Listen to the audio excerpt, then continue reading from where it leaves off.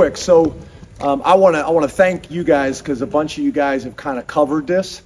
But I will say it can be frustrating and a little sad sometimes when you have non-media members, but they have some social media presence and they put something out that is not accurate, and then some national media don't read the transcript or don't watch the interview, and then they put something out there.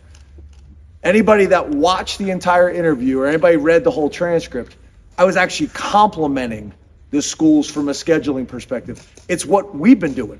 Even in the question that was asked to me, that's what was said. So I know every fan base and different school is looking for a reason to get angry and get mad and get motivated or something. But that to me is disappointing when real media members grab a partial quote and use it out of context.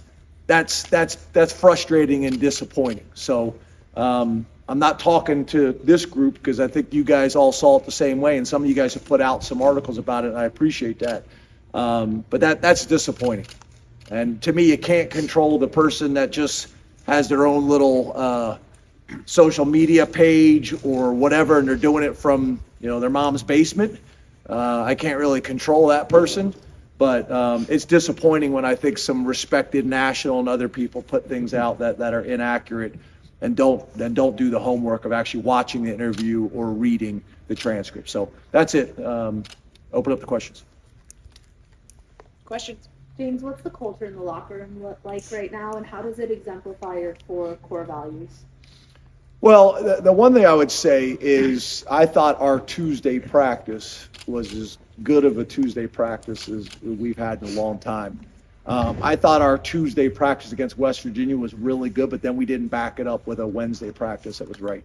We're starting to kind of really figure out how to practice at a really high level on a consistent basis, and whether it's football or any other industry or sport, being really successful is about consistency, right? So that starts in the locker room. That starts with the leadership, whether it's the seniors, whether it's the captains, whether it's the leadership council, whether it's, their attitude. We talk about, the first core value, positive attitude, coming out with the right mindset and the right attitude from the beginning. Number two, work ethic, coming out and being willing to work and do what's necessary. The competition has been excellent. Starting practice with the good on good stuff has been really good. And then sacrifice, that's been something I think that's been really apparent, is guys sacrificing during the week so that they can be successful academically and so that they can be successful on Saturdays. And then they got a chance to be a normal college student Saturday night, but that's it. Me and Frank Leonard drive home every night. It's like Tuesday night and we're downtown. We're like, what is going on? Frank Leonard always says, don't they have any homework? Like downtown is like popping, Our guys don't get to do that. They get Saturday night, which is really all they get. And I want them to enjoy themselves. I want them to have a normal college experience. So I think they're doing a really good job of that right now. We got to continue it. Car rides with Frank seems like something I got to ask about. Is he still living? Yeah, Frank's been living with me now going on 2 years. It's kind of what's crazy about this profession. He has not wanted to move his family. Their kids are in high school. One's just started college. So his last couple jobs, they've kind of left home base to be home base. Frank's like a part of our family. My daughters love him. My dogs like him better than me, I think. And he's been awesome. We drive to work every morning together. We drive home every night. He's usually really passionate about something, yelling me on the ride home about it. But he's been great. He's been a part of our family. He's done a great job, being a resource for our coaches and for the players. James, with Johnny Dixon, his ability to play both inside and out that we saw really come up last year, how much has that allowed Manny to do, or what has that unlocked for the defense? Yeah, I think in general, I think on defense, when you have depth and talent at corner and on the D line, it really opens up a lot of opportunities for what you want to do defensively, because those positions either can dictate in a positive way what you can do to attack the offense, or they can limit you in trying to protect those positions. So we're fortunate. Again, we've talked about the corners a lot, and Terry and the job he's done. Also the fact that our corners can cover and tackle. They're physical and they're tough, which is not always the case. And that we have, depth and size and athleticism at the defensive line position. I think it allows Manny to do a lot of different things that not only Maddie wants to do, but the defensive staff wants to do. Allows you to be creative, because you can leave those guys on an island from time to time if you want, which allows you to get extra numbers into the box or cause issues from a pressure standpoint on the quarterback as well. James, how have you seen Drew Shelton go from being the starting left tackle for the Final Five in the Rose Bowl to taking a step back and being the second teamer on both sides of the ball? Obviously not an easy thing for a lot of people to do. How has he kind of dealt with that dynamic?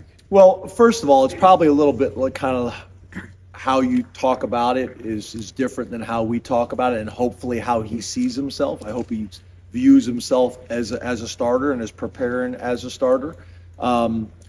Some guys have the ability, it comes easy to them to flip to either side of the ball. We've been getting Caden some guard work. Well, a lot of times we like guys, if they're a right tackle, to stay right guard. He's actually comfortable at left guard. That's unusual. Different stance, different footwork. So I think at first, Shelton, that transition going from left side to right side was hard on him. But he's adjusted really well, and I think our coaches and his teammates have a lot of confidence in his ability to do it. He's approaching it the right way. He's gotten bigger and stronger. I think last year he was just over 300 pounds, and this year he's, more in the teens, 312, 313, somewhere around there. So he's doing a really nice job, and tackles are hard to find. When he was a tackle in the state of Pennsylvania that we were trying to keep home. There's not a whole lot of tackles in the state of Pennsylvania. When they're out there, we got to do everything in our power to keep them home. There's a tremendous opportunity at offensive tackle here at Penn State. What was the motivation to get Caden some work at guard? I noticed that last week. I thought it was the first time I had personally seen that since his freshman year here, at least in our open looks. What's the motivation to do that here in year 5 with him? Yeah, again, it's just flexibility. Obviously, when we lost Landon, that changed some things for us.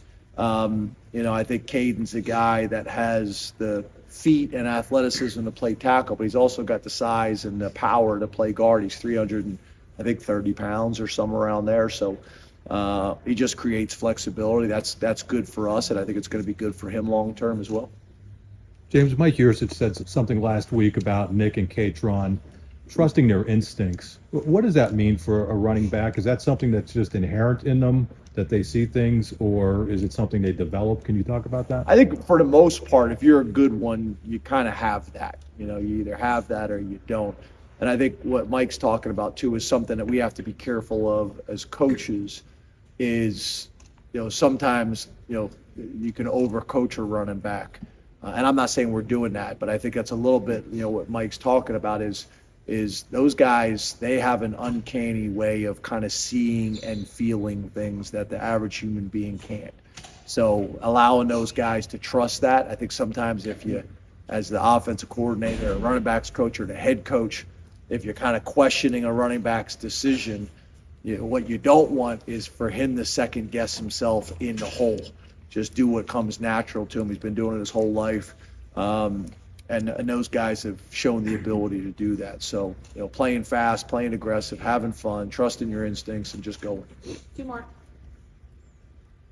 James, we haven't seen them in live action since that open scrimmage in August, but what have the freshman running backs, London and Cam, done to this point on this fall? And again, we just haven't had those looks at them. Yeah, we've been pleased with both of them. Really have, both mentally and physically. They both came in a little bit undersized. So being able to get Trey in here has been really valuable because you weren't dependent on an undersized true freshman back. to be your third back. I think they both came in 170, 175, somewhere around there. Cam's up to, I think, around 192 right now. He's done really well. London has struggled to put some weight on. But in terms of football IQ, in terms of kind of their instincts and vision, they've shown that. Their ability to pass pro, they've shown that they'll be tough and stick their faces in there. The Sunday night scrimmages have been really good. So I think both of those guys, if they're willing to do the things off the field, specifically in the weight room and nutrition and things like that, I think they both have a chance to have bright futures. And I think there's some excitement about those two guys. A lot of these guys, hopefully you'll have the opportunity to see late in the year, because for a lot of these guys, we're saving at least 2, if not more games for at the end of the season. So, we can basically play them, whenever's needed. That could be on special teams or offensive defense. What was it about Trey that made you guys think that he'd be a good fit for what you guys wanted to do in the running back room? Well, I think first of all, we've been fortunate with a lot of the guys that we've recruited out of the transfer portal. They're guys that we knew a ton about already. Guys like Chop, who it came down to us in Maryland, and out of high school, he decided he wanted to stay home. So when he became available, we knew him, we knew his family, we knew his high school coach, so it made it easy. And obviously, with Trey, similar deal. We knew about Trey and were tracking Trey for a long time. And when the opportunity came that he was available, and here you got a guy that's been productive in the Big Ten already, and he's from our state, and we know the type of kid he is, and we know the family. I think his mom went to Penn State, his grandfather went to Penn State. We know the high school program. We've just had a lot of success doing it that way. I'm not saying we won't go other places and to other schools where maybe we haven't had a previous relationship with the kid. But the guys that we've done that with, I think that's been really helpful for us and them. They kind of know what they're getting too. Thanks, Coach. Thanks, guys. Thank you.